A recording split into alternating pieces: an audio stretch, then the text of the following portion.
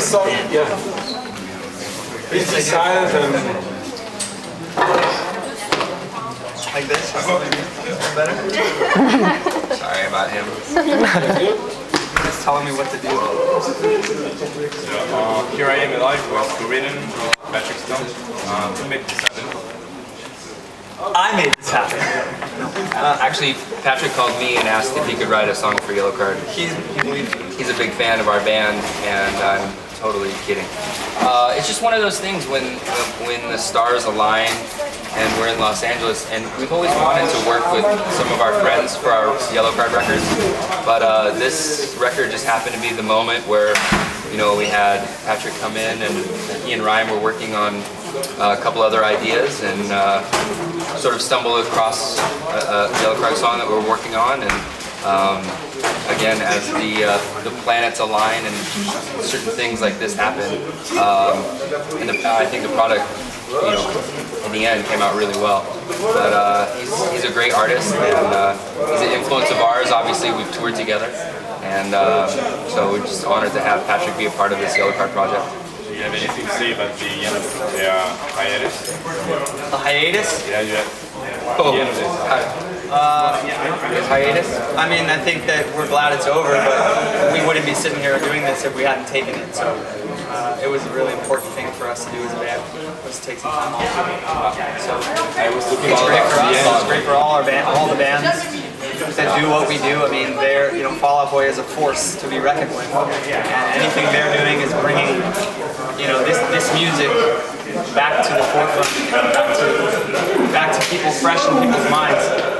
That's helping a lot. Daryl. Sorry. Really loud over there. Coming back is absolutely a positive thing for everyone, and you know, those dudes are amazing guys, amazing people, and I know they're gonna, you know, do everything they can to help the scene and help help in any way they can by being back doing what they do. It's great. Next. About your latest album, Southern Air, it deals with several outfitting and powerful topics. How was the writing of the album? Well, I always get pretty freaked out about writing lyrics. It's like it's a really overwhelming pressure to come up, you know, to create 45 minutes worth of words that are going to mean something to myself and other people, and you get really scared being like, oh, I don't have anything to say, I don't know what to do. This record, for some reason, was so fluid, and once I started writing, I just couldn't stop. We did almost the whole album. We wrote the music first. We just went out and jammed a lot of different ideas and demoed the ideas up, and because I think we as a band really know what we want the songs to sound like musically, and so we can write that way, and then I go in afterwards and sort of put the words and melodies to the music. The first song I wrote, I finished the lyrics for, was Rivertown Blues on the new record, and I mean, I just sat down that night and I was like, all right, I have to start. So at some point I have to do this. Like, we're gonna run out, it's gonna be over, and I'm gonna have nothing done. I have to start. So might as well start early and see if I can do it. I mean, this was probably first week of recording, or of pre-production, before we started recording. And I sat down, I wrote Rivertown Blues, and I just couldn't stop after that. But before we started recording the album, Daryl, this is really not a conducive area to be doing a press conference. They're just so it's loud just back raging. there, I don't know. I can hardly hear them talking. Really quiet right now, just for another 15 minutes, please. We are sorry. No, that's fine. Thank you. Thank you. So and then I just couldn't stop. I finished all the lyrics of the album before we even started tracking, before we started officially recording it, which I've never done before. It's the fastest he's ever done. I was pretty impressed. It was cool for me because I actually got to play guitar on the record and like be in the room while they were recording other things instead of being locked away in a closet trying to finish the lyrics, which is usually what I do, and Ryan just plays all the guitar, and I just come in and go, oh, that's cool, it sounds good, I'm going to go keep working now. So it was really fun for me because I got to be really involved in lots of other aspects of the recording process. It was great. So hi, I'm Muriel from Yellowcard Friends. Hi. Hi. Can you tell us a bit more about your secret comeback into the studio? Well, I wish we could. It wouldn't be a secret. We would love to, but we want to keep a secret. We just been working on it a long time, and it's not one thing maybe in particular. We have lots of things going on this year, but fans of the band that have been with us for a long time, I think will be very happy, and I think the newer Yellowcard fans may also benefit in some way. We're announcing really soon what it is. Okay. You don't have to wait long. I think maybe in, like another month. We're gonna do a whole like Yellowcard ice on ice thing with like, but we don't skate very well, so we had to start over. So. Yeah, we were working on like a rock opera on ice, musical. A lot of the stages can't hold the ice rink, so and the LP with the drums, they kept going everywhere. It's very difficult. So we come up with something way better. Yeah, way better. You'll know soon. Sorry, but we have to keep it a secret for just a little bit longer. Thank you. Hi, Guillaume from Broken Line. If you had to choose one or two bands to tour with, your favorite band, which band would it be and why? I think we'd all agree that Yellowcard should always have the Foo Fighters opening for us. That'd be pretty good. And because we like to play for less people, so it would be nervous. Well, we would lock the doors. We'd lock the doors. Oh, so no one can leave. Yeah, obviously, it's a fire hazard, but this is my fantasy, so it's okay. And they would have to stay and listen. We'd have a great time. And then I think you know, we have in past years started to really explore doing stuff acoustically and recording and touring, even making the acoustic thing a bigger part of what we do. And being that my favorite band on the planet Earth is Coldplay, I think we actually could hold our own on a tour with them in that setting when we do pull out the sort of more stripped down acoustic thing that we do. So that would be a dream of mine that will never happen, but man, it would be cool. It would be neat. I could wear like those light up wristbands during the show and they could make them light up while I play. And put the lyrics on them. It'd be awesome. So you just talked about doing acoustic stuff. Is it something that you want to do live or on EP like you've done for When You Proof You Can Say Yes? I think we've always had a Yellowcard element with acoustic songs, and like you just said, the record that we did in 2011 was sort of like a gift. But we start writing our songs, a lot of the Yellowcard songs, acoustic as ideas. Also for me, and I do some of the string or all the string composition, but it really has a nice pocket for the violin, and so you can hear the cello and the viola as well. So that's one of my favorite settings. But we do enjoy bringing it to a live concert setting. This particular tour, however, we're focusing solely on the rock. Yeah, this is just a straight rock your face tour. We're not doing any acoustic stuff on this trip. Southern Air came out, and we're kind of really supporting that record right now. It's only been about 6 months, and it gets really expensive to ship more guitars over. So we kind of hit our limit, and probably next trip we're going to try and have some acoustic stuff. Thanks. Yeah. How you doing? Again from Facebook. You're still with the same producer. What about the difference between your songs and the music? Yeah, absolutely. I mean, Neil Avron to Yellowcard, he's like the 6th member of our band, and we always talk about maybe using someone different.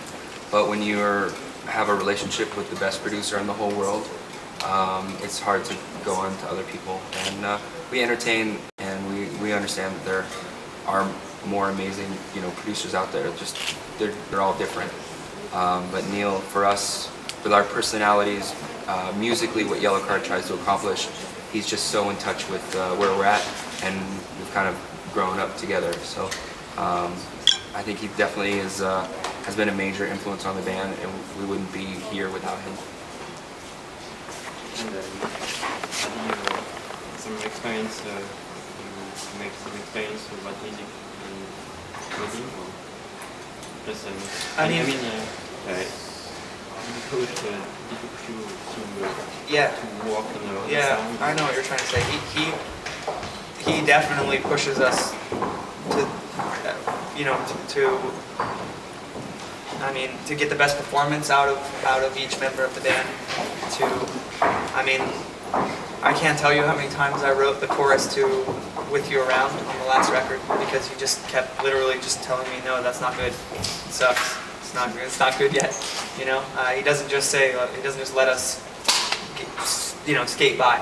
In fact, Ocean Avenue, the song itself, almost didn't go on the album because there was we couldn't finish the chorus. I couldn't write the chorus. I just couldn't come up with anything. Everything I did, he didn't like it. And then one day I walked in and I was like, hey, what about fucking Friday? And he was like, go in there now and record it. And that's how that song happened. I mean, it almost didn't even go on the record. So I mean, he waits for that moment, you know, and he makes you keep pushing yourself until you find what's right and what's best.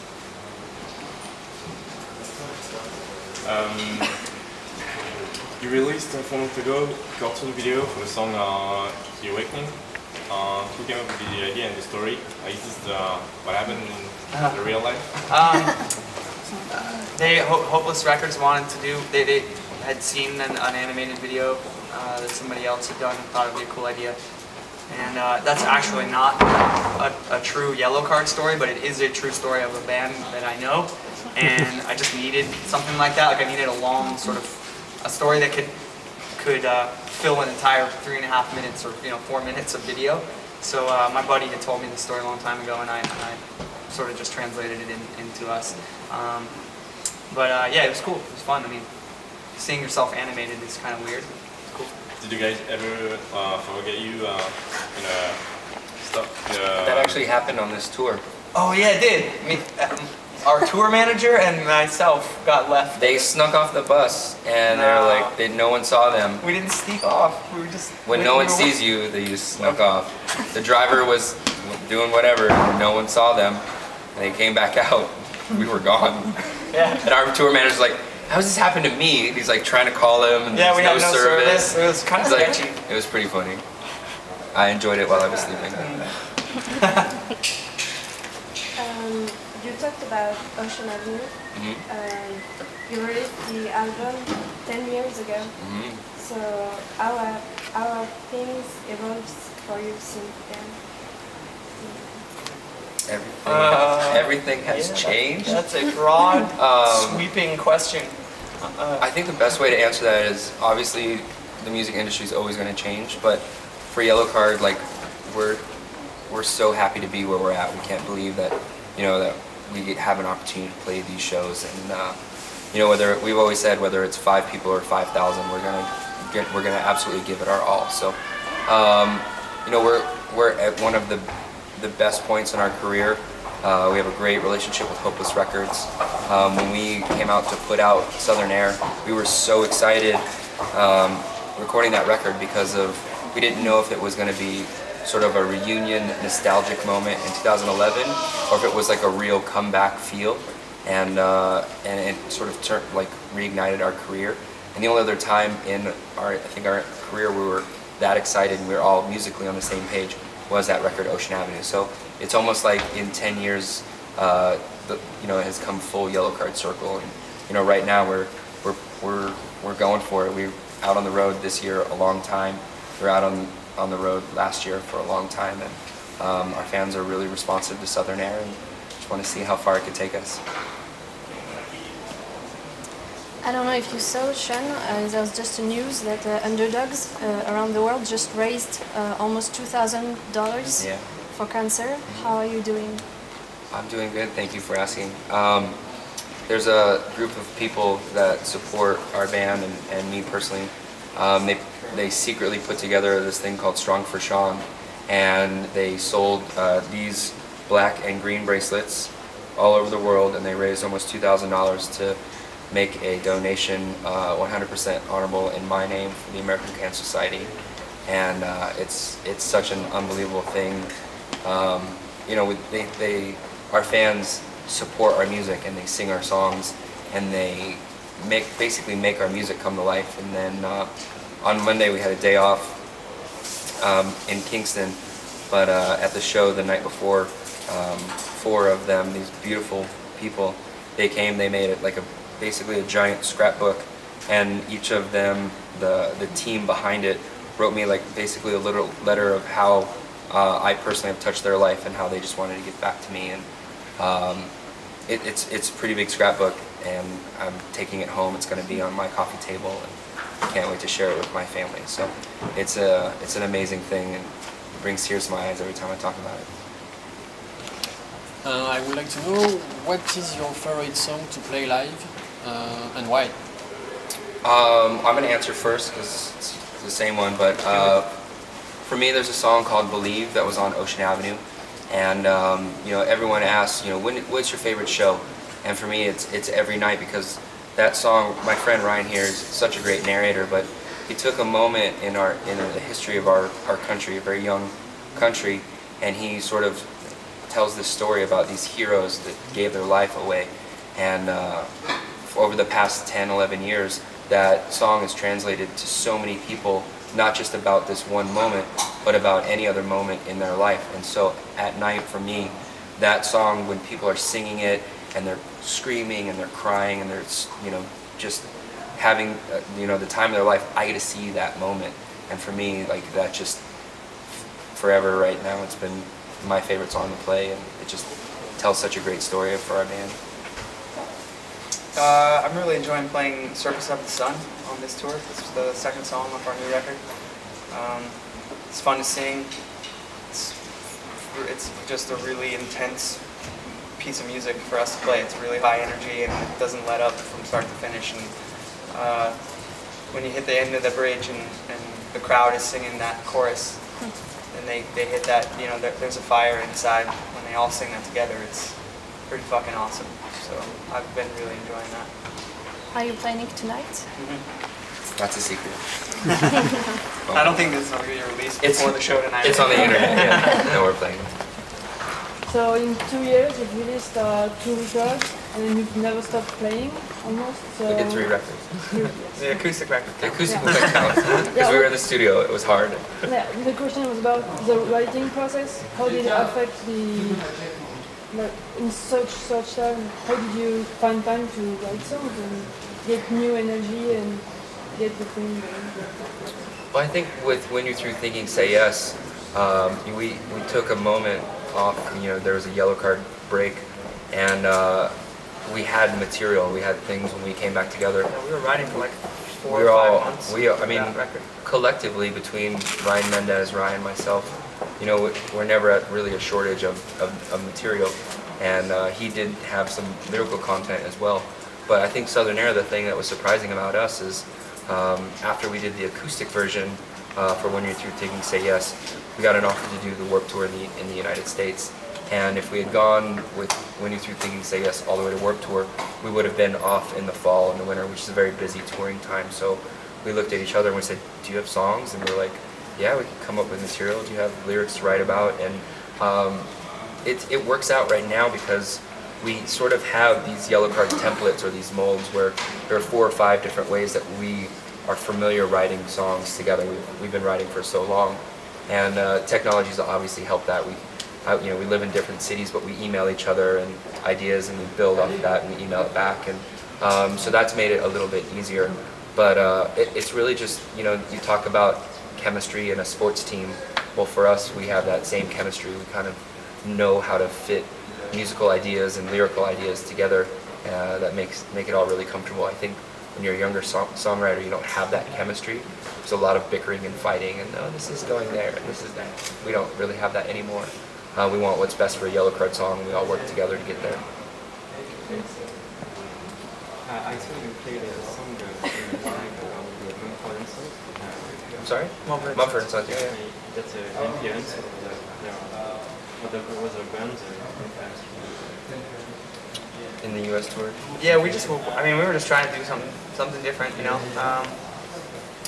A lot of bands tend to be doing cover songs right now on the road, but I find that a lot of them are doing like real heavy top 40 dance pop songs in either a full like rock way or just like an acoustic thing.